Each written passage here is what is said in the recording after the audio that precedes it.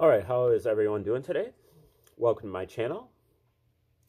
This is an educational channel. We try to check out great theories of everything, all-encompassing theories, earth-shattering discoveries, grand unified theories, magnum opuses, tour de forces, and mostly from obscure sources. We do this to help you with your personal edification, your quest for better spiritual, mental, and physical health, your paradigm shifting, your awakening to 5D consciousness, and your formation of holistic worldview. Today, we're going to start, this is the 188th episode of the Reciprocal Church, where we're trying to put together the spiritual resources for forming a new religion, pragmatic religion, based off things that we can believe in, as we start to realize that the spiritual books that we have in our legacy are not believable. And that is what we're talking about here today with the New Testament. We're looking at the work of Joseph Atwill. A lot of this is from his book, Caesar's Messiah, the Flavian Signature edition. And this is really the first episode of going through the Flavian Signature. And that will be expanded also later by the work of Michael Menescatz, who takes the Flavian Signature into the actual literal territory. The Roman Caesars, especially the Roman Caesars of the Flavian dynasty from 69 to 96 AD, are the true authors of the Gospels, or at least under their auspices. My guess is that, and I believe Atwill points this out, that really the triumvirate of Josephus, Tiberius Alexander, and Berenice, three Jews who were all Hellenized or Romanized, and all lived as part of the Caesar's imperial court at Rome, are the authors. And they did it in order to pacify the Jews, who were being very, very rebellious, insurrecting, and warlike against the Romans, who had colonized them in beginning in 63 BC. But the Palestine had been a colony of Greece, of the Greeks, for a long time. The Seleucids, who's one of the Alexander the Great's generals, and then the Maccabees, who is a dynasty of kind of zealous Jews, overthrew them in like 167 BC, and held on to the Jewish state there in Palestine for about a century. But then the Romans took over, and the Jews were constantly thorn in the side of the Romans. And eventually it led up to the Jewish War of 66 AD, lasting all the way to 73 AD, and first generaled under the leadership of the Roman Vespasian. And Vespasian, about halfway through, Nero committed suicide, and a bunch of temporary emperors were put into place, and a couple of them committed suicide, and one was murdered, I think. They were named Galba, Otho, and Vitellius. Then, so finally, Vespasian got the call, and so Vespasian became the new emperor in 69 AD, and his son Titus was his replacement as the new Roman general. Both Vespasian and Titus, so they both spent 3 years plus fighting against the Jews. Both of them were injured in battle, And both of them were pretty much tired of dealing with all these crazy, violent, insurrecting Jews who, you know, uh, were very kind of xenophobic and separatists.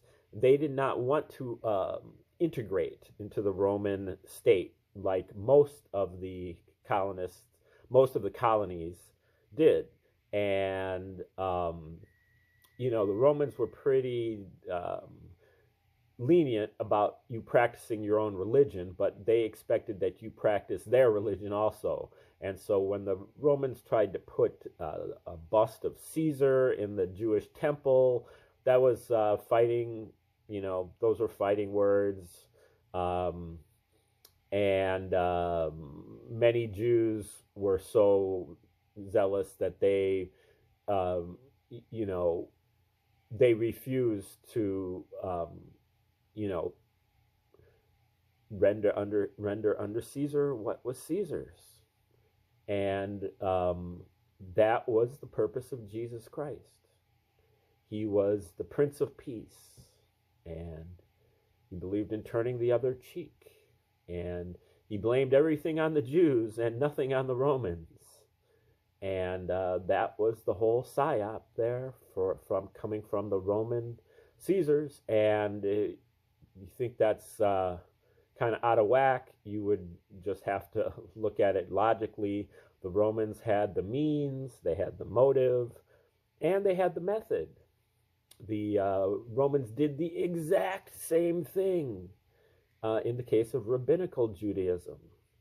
Rabbinical Judaism was another similar psyop where the Romans created a new religion for the Jews to get into that diverted them away from their, monotheistic, very separatist, chosen people kind of take on it.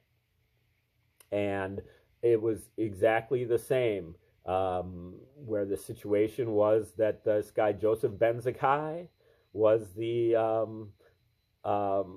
Jewish leader, and he surrendered to Vespasian, or it could have been Titus, and he then gave Titus or Vespasian the star prophecy, saying that I foresee that one day you're going to be the new emperor. And when Vespasian actually was made the new emperor, he rewarded Ben Zakkai by giving him a land grant that set up like this little Jewish university where they studied all of the details of the crevices of the Torah and other Jewish works, and eventually put together things like the Talmud. And the exact same thing happened in the case of Christianity. Josephus was a Jewish priest, apparently, according to his autobiography, and he was appointed as a general or a commander in the Jewish army to fight the Romans. He thought it was a hopeless cause, but he stuck with it at least up to a certain point, but then he surrendered to Vespasian, and in so doing, he had an epiphany, thinking that God is now favoring the Romans over the Jews. And he gave Vespasian the star prophecy, just like Ben Zakkai did, where he said, I foresee that one day you're going to become the emperor. And when Vespasian did become the emperor, he not only did he didn't just give Josephus a land grant, he adopted Josephus as his son and brought him to Rome to become the court historian. And he lived the rest of his life, I believe, in Rome, and wrote War of the Jews in the 70s and Antiquities of the Jews in the 90s. And War of the Jews is where you can find the clearest evidence for literal evidence for Josephus having also written the Gospels.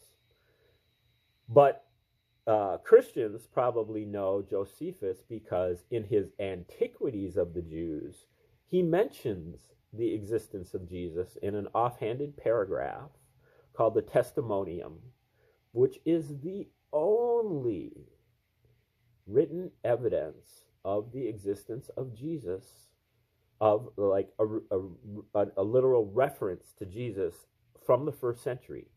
Josephus is the only person that corroborates the story in the gospel. And when you start to realize that Josephus was an actual member, an adopted member of the Caesars, then that starts to become problematic. But we also see in the Flavian signature, now Josephus was writing the Gospels, he was writing the War of the Jews approximately the same time that the Gospels were written, in the 70s. And although the Gospel of John is said to have been written a little bit later, and that may be true. But if you start to read them both at the same time, we'll mention that Josephus' War of the Jews used to be part of the Bible in a lot of the traditions. It was part of the actual canon of the Bible. It wasn't until I think like the Middle Ages that Josephus was removed as being part of the Bible. And even today, a sect called the Preterists still have Josephus as part of their Bible. And one reason is that if you read the War of the Jews, you can see that Jesus is a prophet, because everything that Jesus prophesies comes true in War of the Jews.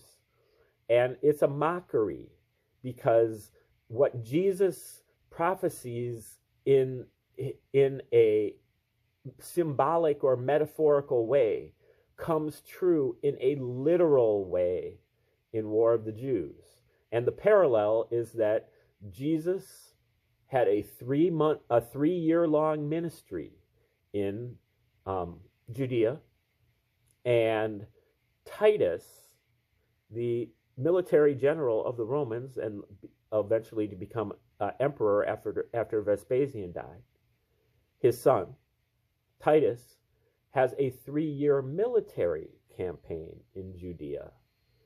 And they parallel each other. Every place that Jesus goes, Titus goes. Whatever Jesus gets into there, Jesus makes a metaphorical statement, and that statement is fulfilled by a metaphorical prediction. And that prediction is fulfilled by Titus, literally. We've gone over a little bit of that, but what Atwill has here, and this is just a drop in the bucket, even though it's pretty thoroughly, I think, pretty conclusive. What he calls the Flavian signature, and this is approximately 30, 40, maybe a little bit more than 40 separate events that take place in somewhere in Judea, and he shows what happens at one place in the Gospels happen, and then he shows what happens at the same place at the same point in the story in War of the Jews. And you can then see the conceptual parallels involved, but you also can see the sequential parallels involved, because if you're reading them both at the same time, the events occur in the same sequence. That's 30 or more separate events all occurring in the same sequence, and occurring in the same sequence in the book of Luke, and in the same sequence in War of the Jews by Josephus. So the first example, I believe, is this start of the ministry in Galilee. Jesus begins ministry at Gennesareth on the Sea of Galilee. It says, "Follow me and be fishers of men." He says that metaphorically. If we go to the War of the Jews, then I'm trying to follow along here on the notes that I've taken. They get better as we move along, and I have more citations. But I believe that's in Luke 5, verse 10. "From now on, you will catch men." And then Titus has his onset, or the beginning of his military campaign at Gennesareth, where his soldiers follow him and fish for men. And so from Josephus, War of the Jews, Book 3, Chapter 10, page 527, Titus's followers then fished for men on the Sea of Galilee, and for such as were drowning. This is right from Josephus. "And for such as were drowning in the sea, if they lifted their heads up above the water, they were either killed by darts or caught by the vessels." Okay.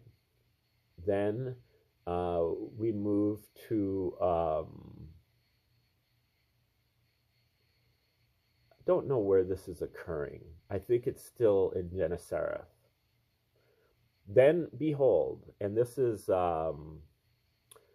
from Luke 5, verses 18 to 26. Starts out with, "Then behold, men brought on a bed a man who was paralyzed, whom they sought to bring in and lay before him.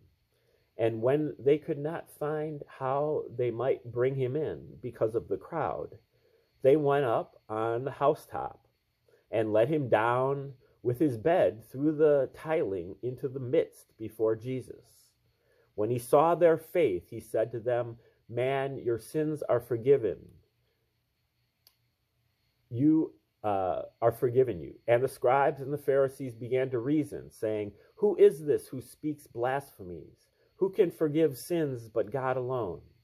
But when Jesus perceived their thoughts, he answered and said to them, 'Why are you reasoning in your hearts?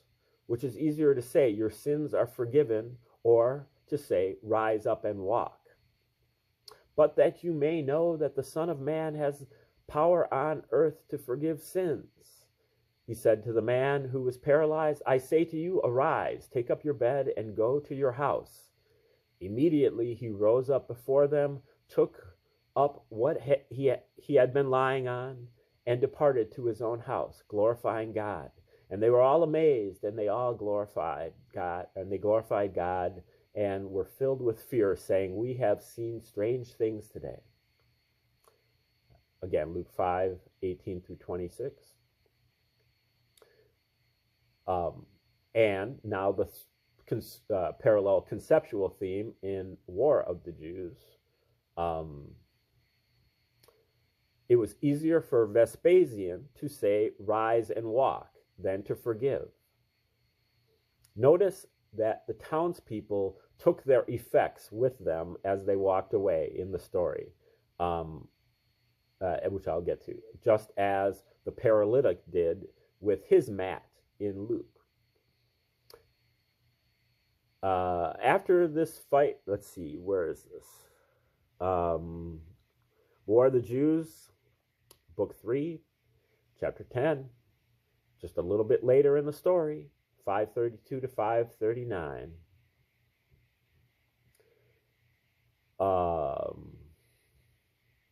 After the fight was over, Vespasian sat upon his tribunal at Tarichai in order to distinguish the foreigners from the old inhabitants, for those foreigners appear to have begun the war. So he deliberated with the other commanders whether he ought to save those old inhabitants or not. Vespasian acknowledged that they did not deserve to be saved, and that if they had leave given them to fly away, they would make use of it against those that gave them that leave. But still he considered with himself after what manner they should be slain. For if he had them slain there, he suspected the people of the country would thereby become his enemies. For that, to be sure, they would never bear it, that so many that had been supplicants to him should be killed, and to offer violence to them, after he had given them assurances of their lives. He could not himself bear to do it. However, his friends were too hard for him, so he permitted the prisoners to go along no other road than that which led to Tiberias, with their effects. Rise up and walk. The Romans seized upon all the road that led to Tiberias, that none of them might go out of it, and shut them up in the city. Then came Vespasian and ordered them all to stand in the stadium, and commanded them to kill the old men, together with the others that were useless, which were in number 1,200. Okay, now the next event, I get more organized as I go on with these notes. But this is from Luke 6, verses 1 through 11. Now it happened on the second Sabbath, after the first, that he went through the grain fields. And his disciples plucked the heads of grain and ate them, rubbing them in their hands. And some of the Pharisees said to them, "Why are you doing what is not lawful to do on the Sabbath?" But Jesus answering them said, "Have you not even read this? What David did when he was hungry, he and those who were with him, how he went into the house of God, took and ate the showbread, and also gave some to those with him, which is not lawful for any but the priests to eat? And he said to them, the Son of Man is also Lord of the Sabbath. Now it happened on another Sabbath also, that he entered the synagogue and taught. And a man was there whose right hand was withered. So the scribes and Pharisees watched him closely, whether he would heal on the Sabbath, that they might find an accusation against him. But he knew their thoughts, and said to the man who had the withered hand, Arise and stand here. And he arose and stood. Then Jesus said to them, I will ask you one thing. Is it lawful on the Sabbath to do good or to do evil? To save life or to destroy? And when he had looked around at them all, he said to the man, Stretch out your hand. And he did so. And his hand was restored as whole as the other. But they were filled with rage and discussed with one another what they might do to Jesus. In Josephus's version, a group of rebels asked Titus to extend to them the right hand of Roman peace. Titus decides to save life rather than destroy on the Sabbath. In the story, Titus is a parallel to Jesus in that, unlike the Jews, he was the one who really kept the Sabbath holy. And so this is from Josephus. I edit these a lot better as we move along so that they're not so long. But this is War of the Jews, book 4, chapter 2, paragraphs. I think it's paragraphs 92 to 104. And we'll see the parallels here. Now Titus, as he rode out to Gischala, found it would be easy, which is where this is happening in Luke as well. Found it would be easy for him to take the city upon the first onset, but knew withal that If he took it by force, the multitude would be destroyed by the soldiers without mercy. Now he was already satiated with the shedding of blood, and pitied the major part, who would then perish without distinction, together with the guilty. So he was rather desirous the city might be surrendered up to him on terms. Accordingly, when he saw the wall full of those men that were of the corrupted party, he said to them that he could not but wonder what it was they depended on, when they alone stayed to fight the Romans after every other city was taken by them, especially when they have seen cities much better fortified than theirs is overthrown by a single attack upon them, while as many as have entrusted themselves to the security of the Romans' right hands, again, the Romans' right hands, which he now offers to them, without regarding their former insolence, do enjoy their own possessions in safety, for that while they had hopes of recovering their liberty. And he goes on, but John returned Titus this answer. John was one of the zealot Jewish leaders. But John returned this answer, that for himself he was content to hearken to his proposals, and that he would either persuade or force those that refused them. Yet he said that Titus ought to have such regard to the Jewish law as to grant them leave to celebrate that day, which was the 7th day of the week, on which it was unlawful not only to remove their arms, but even to treat of peace also, and that even the Romans were not ignorant how the period of the 7th day was among them a cessation from all labors, and that he who should compel them to transgress the law about that day would be equally guilty with those that were compelled to transgress it, and that this delay could be of no disadvantage to him. For why should anybody think of doing anything in the night, unless it was to fly away, which he might prevent by placing his camp round about them, and that they should think it is a great point gained, if they might not be obliged to transgress the laws of their country, and that it would be a right thing for him who designed to grant them peace, without their expectation of such a favor, to preserve the laws of those they saved inviolable. Thus did this man put a trick upon Titus, not so much out of regard to the 7th day as to his own preservation, for he was afraid lest he should be quite deserted if the city should be taken, and had his hopes of life in that night and in his flight therein. Now this was the work of God. So that is, the right hand on, and saving the right hand on the Sabbath. Okay, the next example, which I don't think we're going to have time to get into, it actually starts with the War of the Jews. Again, Book 4, Chapter 5, 3:18 to 3:24.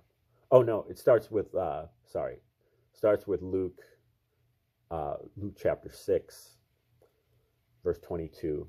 Blessed are ye when men shall hate you, and when they shall separate you from their company, and shall reproach you, and cast out your name as evil for the Son of Man's sake.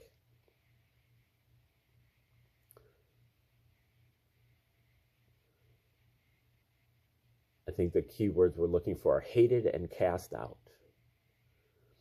And this is from, I think I said War of the Jews, Book 4, Chapter 5, 3:18 to 3:24. I should not mistake if I said that the death of Ananus was the beginning of the destruction of the city. He was a venerable and a very just man. And besides the grandeur of that nobility and dignity and honor of which he was possessed, he had been a lover of a kind of parity, even with regard to the meanest of the people. He was a prodigious lover of liberty and an admirer of a democracy in government, and did ever prefer the public welfare before his own advantage, and preferred peace above all things, for he was thoroughly sensible that the Romans were not to be conquered. He also foresaw that of necessity a war would follow, and that unless the Jews made up matters with them very dexterously, they would be destroyed. Jesus was also with him. This is a different Jesus. There are actually, I believe, 6 or 7 different characters in War of the Jews named Jesus. And they're all like mockeries of the Jesus that occurs in the Gospels. Jesus was also joined with him, and although he was inferior to him upon the comparison, he was superior to the rest. And I cannot but think that it was because God had doomed this city to destruction when they were cast out naked and seen to be the food of dogs and wild beasts. So the key words there, hated and cast out. So when we go to the very end here,